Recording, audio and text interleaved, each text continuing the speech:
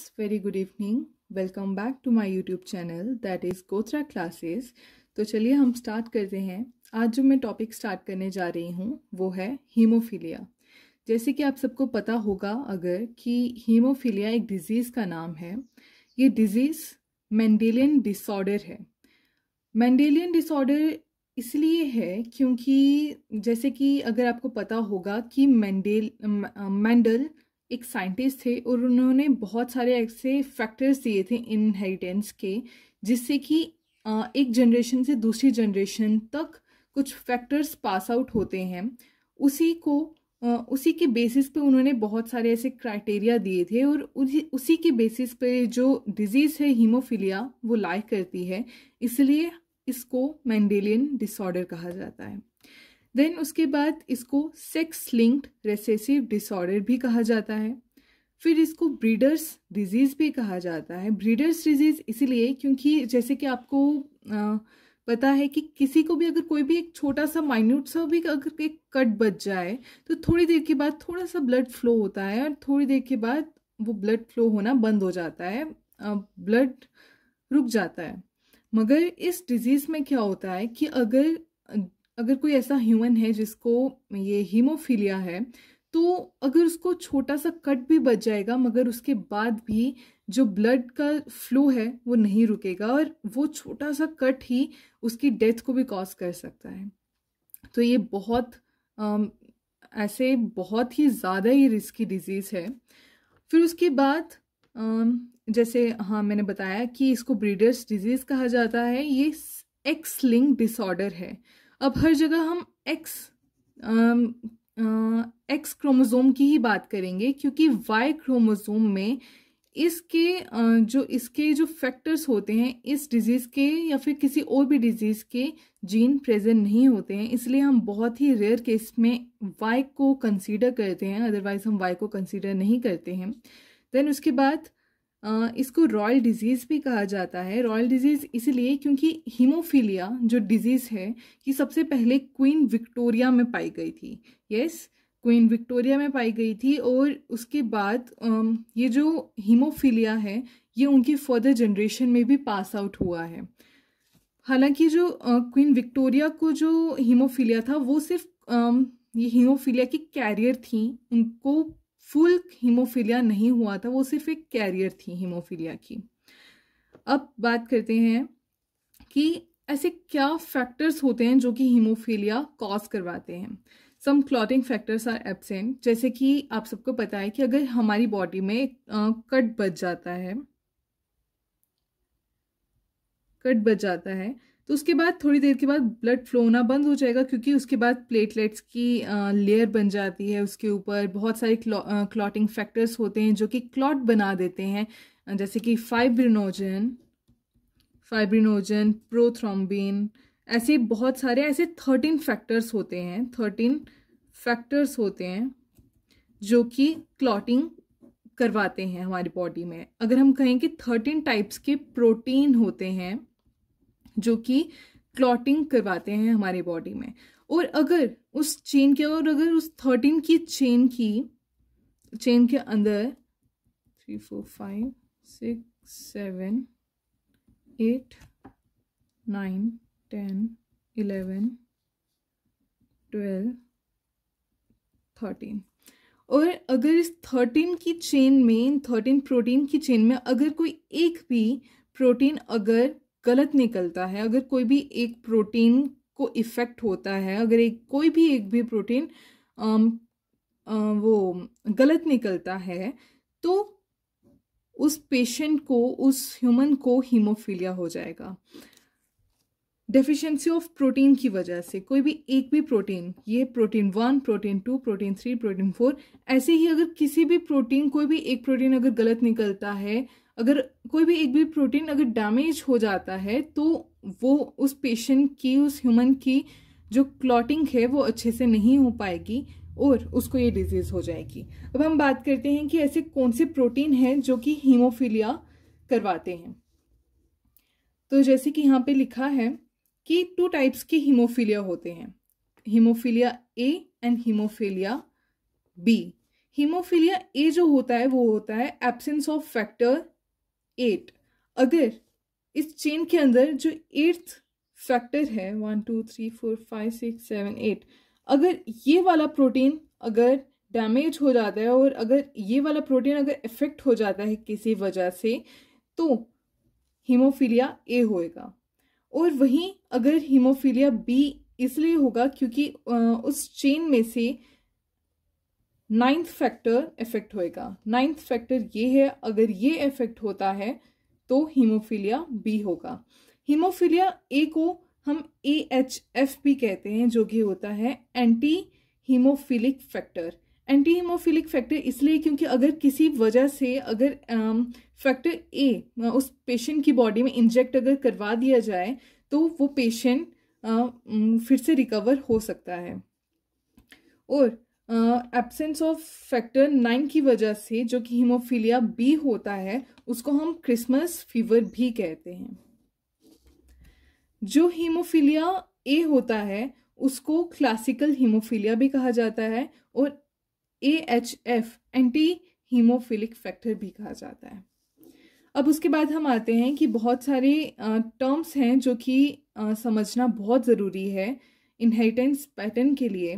तो अगर कहीं लिखा है X और अगर ऊपर कैपिटल N डाला है और अगर नहीं भी डाला है तो उसको हम नॉर्मल कंसीडर करते हैं। अगर कहीं X डाला है और उसके ऊपर स्मॉल h डाला है तो उसको हम एबनॉर्मल क्लॉटिंग फैक्टर कंसीडर करते हैं। एबनॉर्मल मीन्स इस वाले जो क्रोमोसोम है ये इफेक्ट है, इसका मतलब ये है। और अगर कहीं X ऊपर कैपिटल N या फिर कुछ नहीं भी है और दूसरी जगह H लगा है तो X के साथ H लगाया है तो हम उसको कैरियर कंसीडर करेंगे, क्योंकि फीमेल्स के केस में आपको जैसे आपको पता ही है फीमेल्स के केस में XX होता है और मेल्स के केस में XY होता है। तो अगर मैंने आपको पहले भी बताया कि हम X क्रोमोसोम को कंसीडर करते हैं, तो अगर फीमेल के केस में एक के ऊपर XH है और दूसरे के ऊपर कुछ भी नहीं है तो वो फीमेल कैरियर मानी जाती है।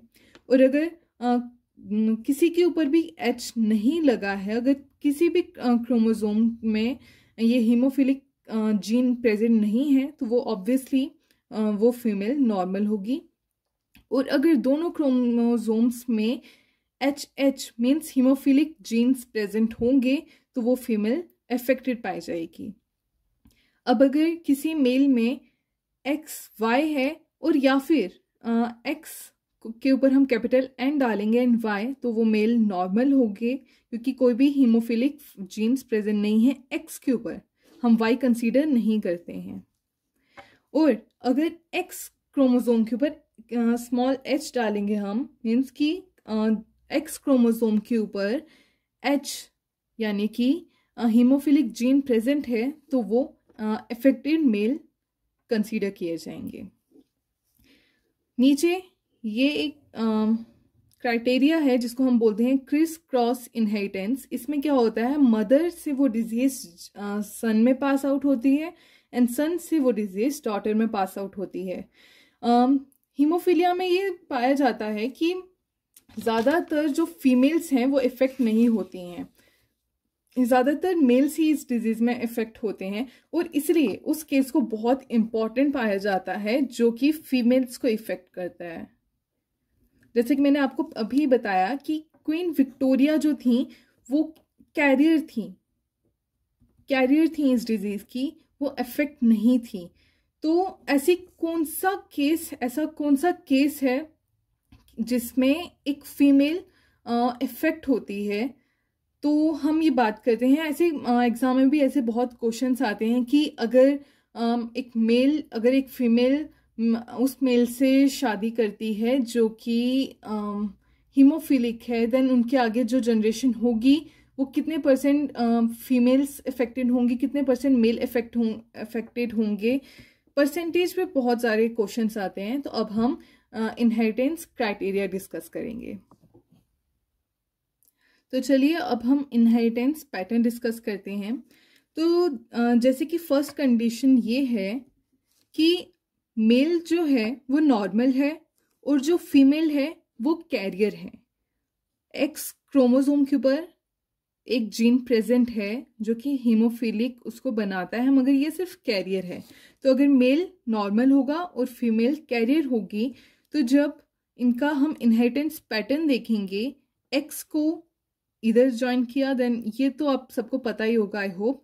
तो हमें ये देखने को मिलता है कि एक फीमेल जो कि कैरियर होगी, एक फीमेल जो कि नॉर्मल होगी, देन एक मेल जो कि अफेक्टेड होगा।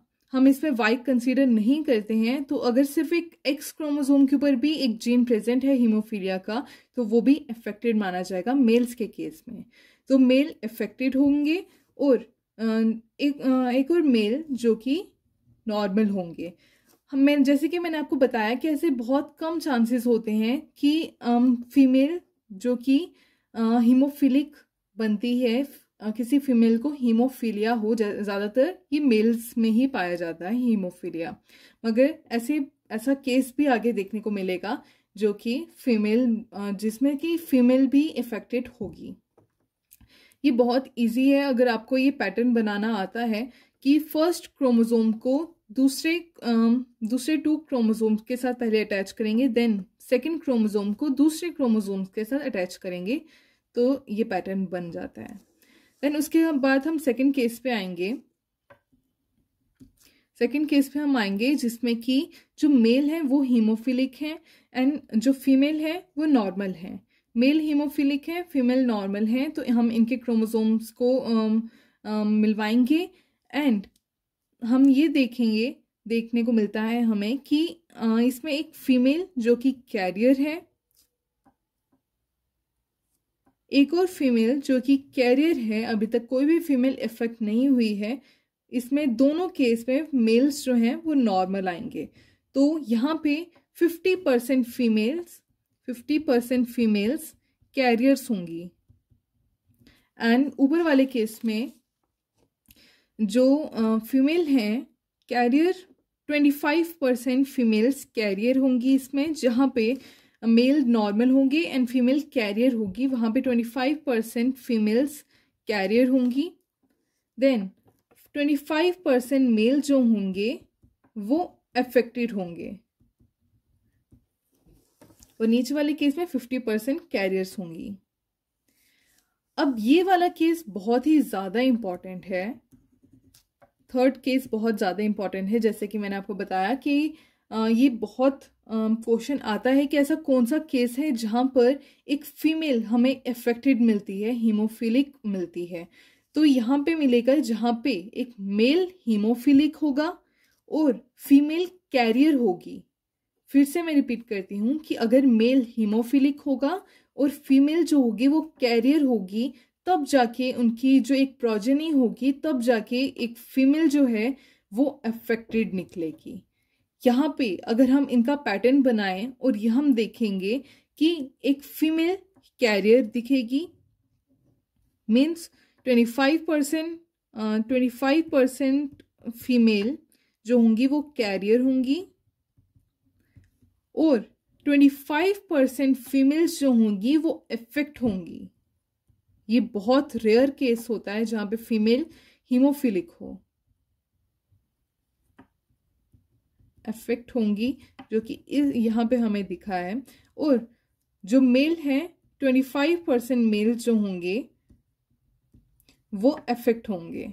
इफेक्ट तो हमें हर केस में ही दिखते हैं कि मेल इफेक्ट हो रहे हैं, मगर ये वाला केस बहुत ज़्यादा इम्पॉर्टेंट है जहाँ पे मेल हीमोफिलिक होंगे और फीमेल कैरियर होगी। वहाँ पे हमें ये देखने को मिलता है कि जो एक फीमेल होगी, जो 25% केस होगा फीमेल्स का, वो अफेक्ट होगा।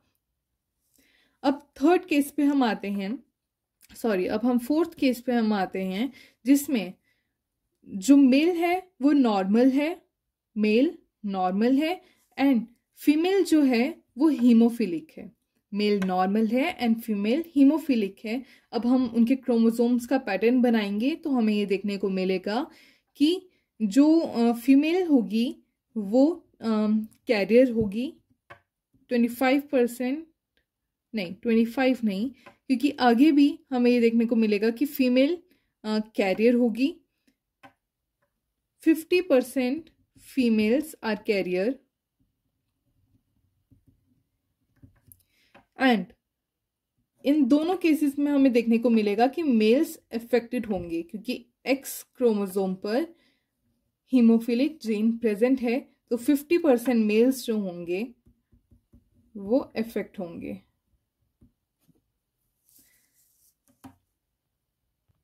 सो यस, मेरा आज का टॉपिक यहीं पे ख़त्म होता है, हीमोफीलिया टॉपिक। आई होप ये डिजीज़ आपको अच्छे से समझ आई होगी। तो अगली बार हम कलर ब्लाइंडनेस और भी अलग डिजीज़ के बारे में डिस्कस करेंगे। Thank you.